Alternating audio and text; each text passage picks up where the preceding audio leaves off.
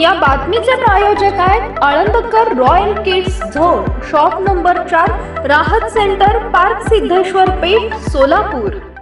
आता काल साहेब आले, म्हणजे या अल्पसंख्याक माझ्यासारख्या सामान्य कार्यकर्ते या मागे का लागलेले आहेत? पवार साहेब मागे लागले असं म्हणायचं. पवार साहेब मागे लागले का म्हणावं लागतंय तुम्हाला? नाही, पण अशी ते पवार साहेबच म्हणतात ना दरवेळेला.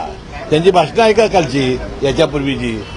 त्यांनी कायमपणानं प्रजेचाच प्रचार केलेला आहे, रयतेचा प्रचार केलेला आहे आणि मनात त्यांची भूमिका तीच असावी. परंतु आव्हान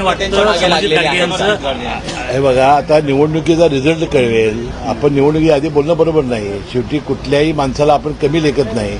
परंतु पवार साहेब से मेरा बैर नाही, समर्जात अब तुम्हारी खैर नाही.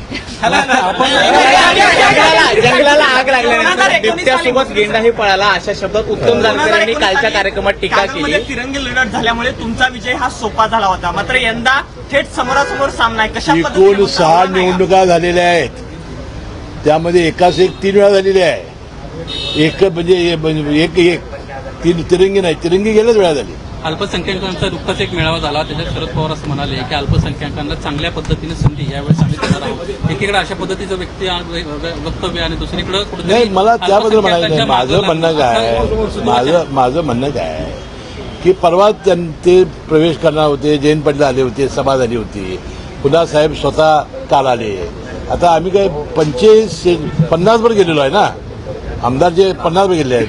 मग माझ्यासारख्या सामान्य अल्पसंख्याकांच्या मागे का लागले एवढा जोर? काय उद्देश तेच मला समजलेलं नाही. जंगलाला आग लागल्यानंतर जंगलाला नाही, मला काय कारण मला काही माहिती नाही. साहेब माझे नाही, ही निवडणूक ही नायक विरुद्ध खलनायक आहे. जयंत पाटील यांनी उत्तम जानकर यांची सुद्धा टीका पाहायला मिळाली तुमच्यावरती. जंगलाला आग लागल्यानंतर मला काय जयंत पाटील यांनी असा उल्लेख केला की संबंधित त्यांच्या संस्था चांगल्या आहेत, मात्र तुमच्या संस्था ह्या भ्रष्टाचाराने बरबडलेल्या, असा उल्लेख जयंत पाटील यांनी नाही केलेला नाही. त्यांनी जयंत पाटील बोलूच शकत नाहीत, संस्थांवर नाही बोलू शकत नाहीत. आपण जर पाहिलं ना, ज्यावेळेस तुमच्यावर कारवाई झाल्या होत्या त्यावेळेस ज्या कुटुंबानं ज्या पद्धतीने तुमच्या कुटुंबाची फरफड झाली होती संपूर्ण महाराष्ट्रानं पाहिली.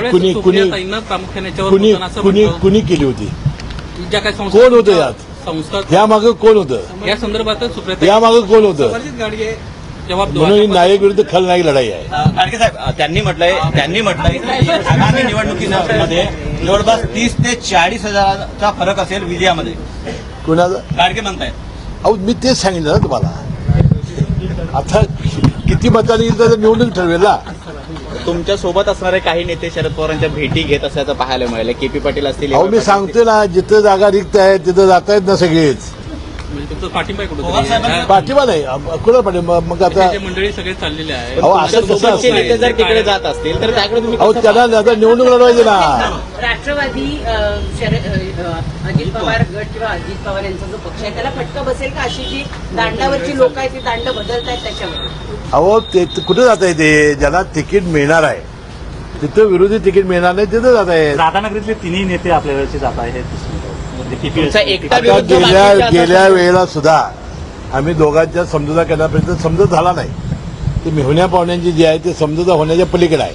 मी तर थकलेलो आहे ती मिटवण्यामध्ये. तुम्ही पाठीवरचा देव खाली ठेवला. आमदार राहणार नाही, तुम्हाला मोठी जबाबदारी देण्यात येईल. नाही, ते मेजॉरिटी त्याला बहुमत व्हावं लागतं. तुम्ही निवडून यावं लागतं आणि बहुमत व्हावं लागतं. सर ते म्हणतायत आम्ही आमदारच करणार नाही समर्जितना, तर मंत्री पण करू.